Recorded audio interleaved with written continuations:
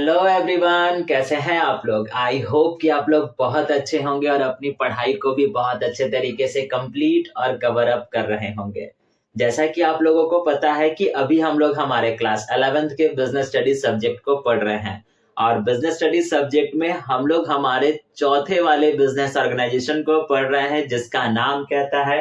Cooperative societies और जिसको हिंदी में हम लोग सहकारी समितियां के नाम से जानते हैं। और ये वाला पर्टिकुलर वीडियो हमारे इसी चैप्टर का पार्ट नंबर 4 होने वाला है। तो आइए बिना वक्त गवाए, बिना देरी किए आज के इस क्लास को, आज के इस वीडियो को स्टार्ट करते हैं और हम लोग पढ़ लेते हैं हमारे आज वाले टॉपिक्स को।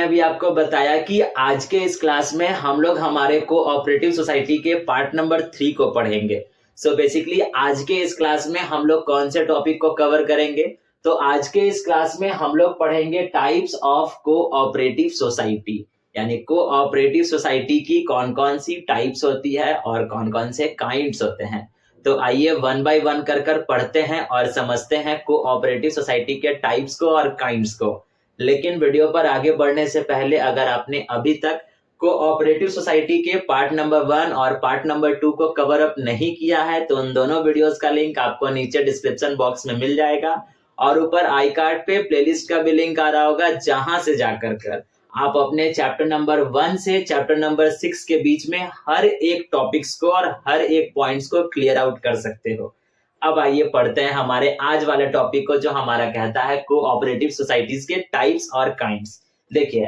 टोटल जो हमारे पास कोऑपरेटिव सोसाइटी के टाइप्स और काइंड्स जो होते हैं वो 6 होते हैं, लेकिन 6 में से मैंने अभी लिखा है 3। तो सबसे पहले हम इन तीनों को पढ़ लेते हैं और समझते हैं कि आखिरकार ये जो 3 जो हमारे पास जो सोसाइटी है वो किस तरीके की सोसाइटी है, या फिर कोऑपरेटिव सोसाइटी के कौन कौन से टाइप्स होते हैं। तो फर्स्ट वन हमारे पास कहता है कोऑपरेटिव मार्केटिंग सोसाइटी। अब देखिए जितने भी हम लोग कोऑपरेटिव सोसाइटी के टाइप्स को पढ़ेंगे उनके नाम जो गिवन है वो उनके काम के हिसाब से दिए हुए हैं या फिर उनमें आने वाले मेंबर्स के हिसाब से इन कोऑपरेटिव सोसाइटीज के नामों को दिया गया है। जैसे अगर फार्मर है तो कोऑपरेटिव फार्मिंग सोसाइटी या फार्मर सोसाइटी, इस तरीके से। तो जिस तरीके के मेंबर्स एक पर्टिकुलर सोसाइटी में आ रहे हैं तो उसी तरीके से इन सोसाइटीज के नामों को दिया जाता है और इनको अलग अलग टाइप्स और काइंड्स में बांटा गया है।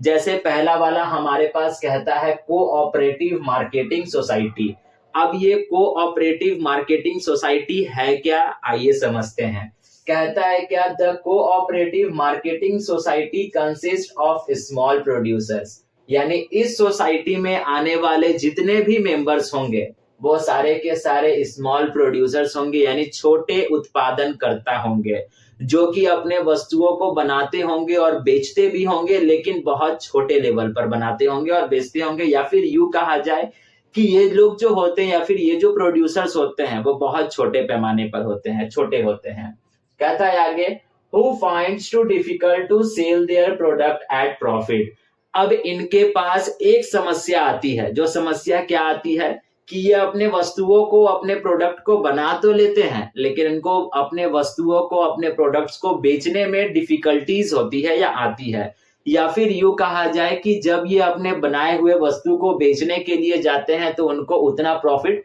नहीं मिल पाता है जितना उनको मिलना चाहिए था। तो इसी से बचने के लिए और वेलफेयर करने के लिए इस प्रकार की सोसाइटीज को बिल्ड किया जाता है, जिसको हम नाम देते हैं कोऑपरेटिव मार्केटिंग सोसाइटी। जहां पर जितने भी मेंबर्स होंगे वो छोटे छोटे स्मॉल प्रोड्यूसर्स होंगे, जिनको अपने प्रोडक्ट्स को बेचने में कहीं ना कहीं दिक्कत और परेशानी आ रही होगी, या फिर उनको जितना प्रॉफिट मिलना चाहिए था उतना इनको प्रॉफिट नहीं मिलता है। तो ऐसे सोसाइटीज जो होते हैं वो बनाए हुए जितने प्रोडक्ट्स को होते हैं वो अपने पास लेते हैं, अपने पास रखते हैं, और रखने के बाद एक ऐसे पर्टिकुलर इंसान को या एक ऐसे पर्टिकुलर फर्म को या कंपनी को बेचते हैं, या फिर एक पर्टिकुलर ऐसे जगह पर इनको इन वस्तुओं को बेचते हैं जहां से इनको अच्छा खासा प्रॉफिट अर्न हो सके। और जो भी ये लोग वस्तु बना रहे थे और बनाने के बाद जो बेचने के समय जो भी इनको डिफिकल्टीज आ रही थी,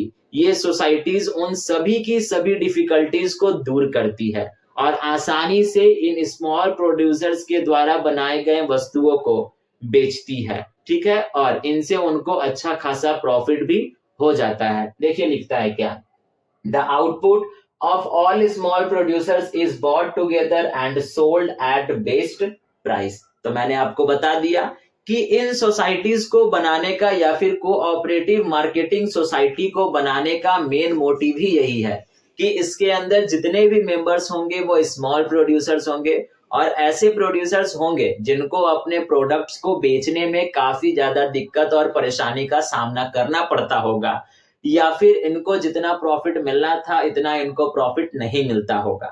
तो ऐसी सोसाइटीज काम क्या करती है, जितने स्मॉल प्रोड्यूसर्स हैं उनके बनाए हुए गुड्स को अपने पास रख ली, ले आई और एक ऐसे इंसान को या एक ऐसे फर्म को या एक ऐसे जगह पर ये लोग जाकर कर बेचते हैं जिनसे इनके लगाए हुए वस्तु या फिर बनाए हुए वस्तु में जो भी लगाए गए वस्तु में जो पैसा लग रहा होगा या बनाए हुए वस्तु जो भी होंगे उनको बेचने के बाद इनको अच्छा खासा प्रॉफिट हो जाए और किसी प्रकार का इनको लॉस ना बेयर करना पड़े, ठीक है। अब एग्जाम्पल के तौर पर हम एक छोटा सा कहानी समझ लेते हैं। जैसे रमेश नाम का कोई इंसान या फिर कोई एक पर्टिकुलर गांव ही हम ले लेते हैं, छोड़िए रमेश को कैंसिल कर देते हैं। कोई एक पर्टिकुलर गांव है और उस गांव में अधिकांश लोग जो हैं वो दूध उत्पादन का काम करते हैं, यानी वहां पर जो लोगों का जो जीवन बसर होता है वहां पर लोग जो है वो गायों को पालते और गायों को पालने के बाद वहां से वो दूध निकालते और यानी गायों में से दूध निकालते और उनको बेचने का वो लोग काम करते हैं। अब आपको पता होगा कि हर एक गाय जो है वो एक सेम अमाउंट में तो दूध नहीं देगी, कुछ ज्यादा देंगी तो कुछ कम देंगी, ये आपको पता है। अब जो भी गाय पालने वाला इंसान होगा यानी कि उन गायों को रखने वाला जो भी इंसान होगा वो इंसान उन गायों में से दूध को निकालेगा और निकाल कर फिर उनको कहीं ना कहीं तो बेचेगा। तो बेचने के लिए अगर कोई इंसान उनके पास तक नहीं पहुंच रहा है तो जाहिर सी बात है कि उनको शहर में आना होगा या फिर एक ऐसे जगह पर जाना होगा जहां पर उनका दूध बिक जाए। तो जब गांव से वो उस जगह पर जाएंगे उस दूध को या अपने गाय के दूध को बेचने के लिए, तो जाहिर सी बात है उनको बहुत सारे परेशानी आएंगी। अब परेशानी कैसी आएगी, अगर रास्ते में चल रहे हैं, रास्ते में अगर रास्ता खराब यानी रास्ता जो है वो खराब हो गया या एक्सीडेंट हो गया, वो दूध गिर गया, सारा का सारा दूध बर्बाद हो गया।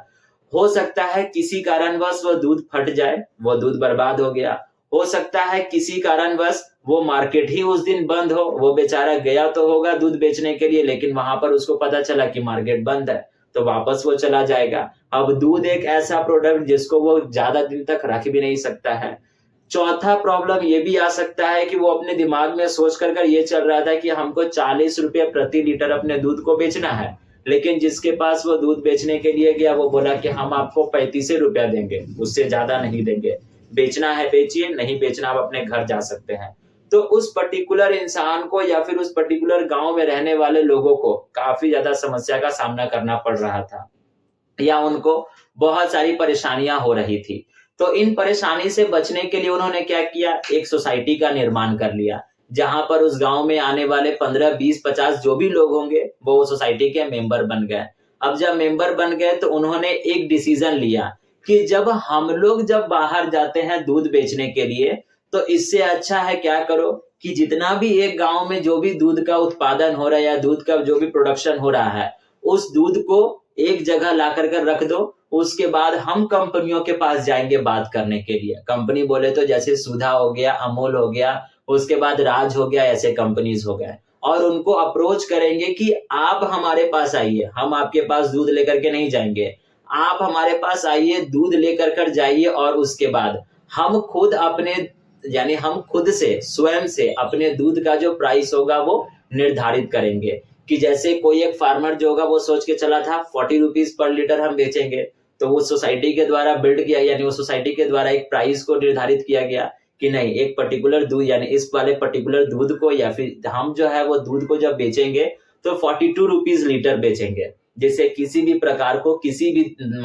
भी प्रकार से किसी भी किसान को किसी प्रकार का कोई दिक्कत ना पहुंचे। तो इन सोसाइटीज को बनाने का सबसे बड़ा मेन मोटिव यही था। जिसके बाद हुआ क्या कि जो भी गांव के जो लोग थे, जिनके पास जितना भी गाय दूध दे रही थी, वो लोग अपने घरों से दूध लेकर कर आए और इन सोसाइटीज के पास ले आकर कर रख दिए। और इसके बाद ये सोसाइटी क्या की, उन कंपनी वालों के पास गई, उनको कहा गया कि आपको हमारे पास आना होगा दूध लेने के लिए और ये प्राइस पर आपको दूध मिलेगा, लेना है लीजिए, नहीं लेना है मत लीजिए, हमको कोई दिक्कत नहीं, हमारे पास बहुत सारी कंपनीज हैं जिनको हम अपना दूध बेच सकते हैं। तो वो कंपनी जो है वो सोचेंगे भाई कि अब हमको मार्केट से दूध मिलेगा ही नहीं तो हमारा कंपनी कैसे चलेगा, तो इससे अच्छा है चलो हम इन्हीं के पास से दूध ले लेते हैं। और वो उनके टर्म्स एंड कंडीशंस को भी मानेगी, साथ साथ वो अब गाड़ी अपना भेजेगी और दूध लेकर कर फिर अपने कंपनी तक जाएगी, जिससे इस तरीके के सोसाइटीज में आने वाले मेंबर्स का भला होगा और साथ साथ जो भी इनको प्रॉफिट चाहिए था वो प्रॉफिट भी इनको मिल जाएगा, जिससे इस सोसाइटी में जितने भी मेंबर्स होंगे उन सभी का वेलफेयर हो जाएगा। तो यही एक प्रकार का सोसाइटी का काम है, जो कि सोसाइटी का पहला महत्व ही यही रखता है। सोसाइटी या कोऑपरेटिव सोसाइटी सबसे पहले प्रायोरिटी ही इसी को देती है कि अपने अंदर आने वाले जितने भी मेंबर्स हैं उन सभी मेंबर्स का हम भला करें, बाकी बाद में हम प्रॉफिट कमाएंगे। और वैसे ही यहाँ पर ये पहला वाला हमारा कोऑपरेटिव मार्केटिंग सोसाइटी भी यही कहता है कि इसमें आने वाले जितने भी मेंबर्स होंगे वो सारे के सारे स्मॉल प्रोड्यूसर्स होंगे और इनको जब अपने वस्तुओं को बेचने में दिक्कत परेशानी का सामना करना पड़ता होगा तो ये लोग अपने बनाए गए वस्तुओं को इस सोसाइटी के पास ले जाकर के रखेंगे और ये सोसाइटी एक वैसे इंसान या एक ऐसा जगह खोज कर निकालेगी जहां पर इनके वस्तु आराम से बिक भी जाएंगे और इनको प्रॉफिट भी होगा और ज्यादा माथा पेची या झिकझिक और किचकिच भी नहीं होगा। तो पहला वाला हमारे पास यही कहता है हमारा कोऑपरेटिव मार्केटिंग सोसाइटी। दूसरा हमारे पास कहता है कोऑपरेटिव क्रेडिट सोसाइटी। अब वैसे भी कुछ लोग होंगे जिनको लोन लेने में काफी ज्यादा परेशानी और दिक्कत का सामना करना पड़ता होगा, तो तभी इन्हीं सोसाइटी को बनाया गया जिसका नाम रखा गया कोऑपरेटिव क्रेडिट सोसाइटी, जिसमें जितने भी लोग होंगे वो अपने साथ जब एक सोसाइटी को बिल्ड करेंगे या एक सोसाइटी को खोलेंगे या रन करने जाएंगे तो अपने साथ कुछ कुछ पैसा लेके आएंगे, कोई 10,000, कोई 15,000, कोई 20,000, कोई 50,000 ऐसे लेकर के आया। अब मान लेते हैं एक सोसाइटी खुल गया जिसका नाम पड़ गया कोऑपरेटिव क्रेडिट सोसाइटी, उसमें 10 लोग हैं, 10 लोग ही कुछ ना कुछ अमाउंट लेकर के आ गए। अब जब लेकर के आ गए तो 10 में से किसी एक को पैसे की आवश्यकता पड़ गई 2 लाख रुपए की, तो उन सोसाइटी में जितने भी मेंबर्स होंगे जब उनका पैसा जब इकट्ठा किया गया तो पता ये चला कि 2.5 लाख रुपया है, तो चलो 2 लाख रुपया उस पर्टिकुलर इंसान को दे दो और जब हम उनको जब पैसा देंगे तो उन पर जो लगने वाला इंटरेस्ट होगा जो बैंक के कंपैरिजन में कम भी लेंगे और साथ साथ इंस्टॉलमेंट्स पे उनको बांट देंगे, जिससे उस पर्टिकुलर इंसान का भला हो जाएगा। वो इंसान आसानी से वो पूरे लिए गए पैसे को वापस भी लौटा देगा और साथ साथ इंटरेस्ट भी लौटाएगा, और जब इंटरेस्ट लौटाएगा तो जाहिर सी बात है पैसा बढ़ कर मिलेगा, तो जो व्यक्ति का जितना पैसा लगा हुआ था उन व्यक्ति को उस हिसाब से इंटरेस्ट के तौर पर पैसा भी मिल जाएगा, तो प्रॉफिट भी मिल गया, साथ साथ उस इंसान का भला भी हो गया। और जरूरी नहीं है कि ये एक ही बार लोन प्रोवाइड करेगी, एक बार हो गया उसको पैसा रिकवर हो गया तो दूसरी बार भी करेगी, क्योंकि 2.5 लाख में से 2 ही लाख वो दिया था, हो सकता है किसी को 50,000 की आवश्यकता हो तो 50,000 भी वो लोन के तौर पर दे सकता है। तो इस तरीके से इन सोसाइटीज का बिल्ड किया जाता है जो लोगों को लोन प्रोवाइड कराती है, और साथ साथ ऐसी सोसाइटीज जो होती है वो लोगों तक एक हैबिट भी देती है, लोगों को एक हैबिट यानी आदत भी देती है। और आदत कौन सी? पैसा बचाने की, ताकि लोग अगर पैसा बचाएंगे तो जितना ज्यादा लोग अगर पैसे को बचाएंगे उतने ही ज्यादा लोग जो होंगे वो इस सोसाइटी के मेंबर बन पाएंगे, क्योंकि एक समय के बाद लोगों को लगेगा कि भाई हम अगर इसमें अगर हम पैसा दे रहे हैं किसी व्यक्ति को तो एक तो हमारा पैसा सिक्योर है, पैसा हमको मेरा वापस मिल जाएगा, साथ साथ पैसा ज्यादा भी मिलेगा और हमको भविष्य में अगर कभी लोन भी लेना होगा तो हम आसानी से लोन भी ले पाएंगे। तो जब हम इस सोसाइटी के मेंबर बनने जाएंगे तो हमसे कुछ तो पैसा लिया जाएगा, तो चलो थोड़ा थोड़ा करके सेविंग करते हैं, हो सकता है 5,000 हो, वो जाकर के मेंबर बन जाएगा, तो इसके तहत जो है वो इसका भी भला हो जाएगा और साथ साथ जो भी इस ग्रुप में या जो भी सोसाइटी में जो भी मेंबर्स होंगे उनका भी भला हो जाएगा। तो यही हो गया हमारा दूसरा वाला सोसाइटी। तीसरा सोसाइटी हमारे पास कहता है कंज्यूमर कोऑपरेटिव सोसाइटी। अब देखिए, जिस तरीके से सबसे पहले हमने पढ़ा था कि स्मॉल प्रोड्यूसर्स को परेशानी हो रही थी, दूसरे वाले में हमने पढ़ा कि लोगों को लोन लेने में दिक्कत हो रही थी, तो यहाँ पर खुल गया हमारा दूसरा वाला सोसाइटी। तो वही यहाँ पर कहता क्या है कि कंज्यूमर को भी कहीं ना कहीं परेशानी हो सकती है, दिक्कत आ सकती है। अब जैसे कि एग्जाम्पल के तौर पर हम मान लेते हैं कोई एक ऐसा प्रोडक्ट है जिसको कंपनी के द्वारा बनाया गया 5 रुपए में। अब गांव में पहुंचते पहुंचते या किसी एक पर्टिकुलर जगह पर पहुंचते पहुंचते ये हो गया 7 रुपया। अब आप कहोगे ये कैसे हो गया? अब कंपनी के द्वारा बनाया गया 5 रुपया और बीच में यानी पहुंचते पहुंचते हो गया 7 रुपया, लेकिन उस पैकेट पे लिखा हुआ अभी 5 ही रुपया है, तो 2 रुपया कहाँ गया? तो 2 रुपया जो होता है वो मिडिल मैन अपने पास रख लेता है एज अ प्रॉफिट के तौर पर, क्योंकि वो व्यक्ति जो है वो सबसे पहले मैन्युफैक्चरर के पास जाएगा, उस सामान को खरीदेगा, फिर उस गांव तक या उस पर्टिकुलर जगह तक पहुंचाएगा, तो वो डिस्टेंस भी ज्यादा होगा जिसमें उसका लागत लग रहा होगा। इसी कारण से वो क्या करेगा कि लग रहा होगा 1 रुपया, लेकिन 1 रुपया अपना प्रॉफिट और जोड़ेगा तो 2 रुपया हो गया, तो वही 5 वाला चीज को वो 7 में बेचेगा, तो कस्टमर को परेशानी हो रही होगी या कस्टमर को परेशानी होती होगी। तो इसी कारण से इस वाले कोऑपरेटिव सोसाइटी को इस्टेब्लिश किया गया, बनाया गया, और जिसमें कहा गया क्या कि जो भी इसके मेंबर्स होंगे वो मिडिल मैन को एलिमिनेट कर देंगे, यानी मिडिल मैन को हटा देंगे। जो व्यक्ति मैन्युफैक्चरर के पास जा रहा था, वस्तु को ले रहा था और उस तक पहुंचा रहा था, उस वस्तु को यानी उस व्यक्ति को बोलेंगे भैया आज से आप बोल दीजिए टाटा बाय बाय, और इस सोसाइटी में जो भी मेंबर होंगे वो डायरेक्ट पहुंचेंगे मैन्युफैक्चरर के पास, उनसे वो सामान को खरीदेंगे, और हो सकता है जब वो बात करे बल्क अमाउंट में सामान खरीदे तो सस्ता ही उनको पड़ जाए और सस्ता मिल जाएगा। फिर वो वहां से सामान को लेंगे, उस पर्टिकुलर जगह पर जाएंगे और अपने कस्टमर्स को या फिर अपने मेंबर्स को वो सामान को डिस्ट्रीब्यूट करेंगे और बेचेंगे। ऐसे नहीं फ्री में नहीं देंगे, बेचेंगे, और जब भी वो बेचेंगे तो वो जो प्राइस होगा वो एक रीजनेबल प्राइस होगा, यानी वहां के उस सोसाइटी के मेंबर्स को ऐसा नहीं लगेगा कि जो भी हम वस्तु को खरीद रहे हैं उस वस्तु का जो कीमत हम दे रहे हैं वो बहुत ज्यादा दे रहे हैं। तो इसका भी मेन मकसद यही था कि मिडिल मैन को हटाना और प्राइस को कम करना, या फिर रीजनेबल प्राइस तक एक पर्टिकुलर प्रोडक्ट को लेकर कराना, ताकि कंज्यूमर आसानी से या फिर सोसाइटी के मेंबर आसानी से उस प्रोडक्ट को खरीद सके और उसका कंजम्पशन कर सके। तो यही हमारे पास है अभी के लिए तीन जिसका नाम हम लोग कहते हैं, फर्स्ट वाले का कोऑपरेटिव मार्केटिंग सोसाइटी, दूसरे वाले का नाम हम जानते हैं कोऑपरेटिव क्रेडिट सोसाइटी से, और तीसरे वाले का नाम हम जानते हैं कंज्यूमर कोऑपरेटिव सोसाइटी से। तो अभी आप क्या कीजिए, वीडियो को पॉज कर लीजिए और इसका स्क्रीनशॉट लेकर कर अपने पास रख लीजिए, और मेक श्योर कि आप इसको अपने कॉपी में बहुत अच्छे तरीके से राइट डाउन कर लीजिएगा। ठीक है, तो आज के लिए बस हम लोग इतना रहने देते हैं। अभी इसमें 3 और टाइप्स बचे हुए हैं जिनको हम लोग नेक्स्ट वाले क्लास में कवर अप करेंगे, नेक्स्ट वाले वीडियो में पढ़ेंगे। इसी वीडियो में हम चाहे तो आपको बता सकते हैं, लेकिन वीडियो बहुत लंबा हो जाएगा, लेंदी हो जाएगा, और हो सके कि एक समय के बाद आपके सर से ऊपर ऊपर पार भी करना शुरू कर जाए। तो इसी कारण से ज्यादा प्रेशर लेना नहीं है और ना ही ज्यादा प्रेशर देना है, एकदम आराम से चैप्टर्स को पढ़ना है और एंजॉय करते हुए पढ़ना है। ठीक है, तो इसी कारण से आज के इस वीडियो में बस केवल हम इतना रहने देते हैं। आज के इस वीडियो में हम लोग कोऑपरेटिव सोसाइटी के 3 ही टाइप्स को पढ़ते हैं, बाकी के बचे हुए जो 3 टाइप्स है उसको हम लोग नेक्स्ट वाले क्लास में पढ़ेंगे, और उसके साथ साथ हम लोग अपने चौथे वाले कोऑपरेटिव सोसाइटी को भी कंप्लीट करें, यानी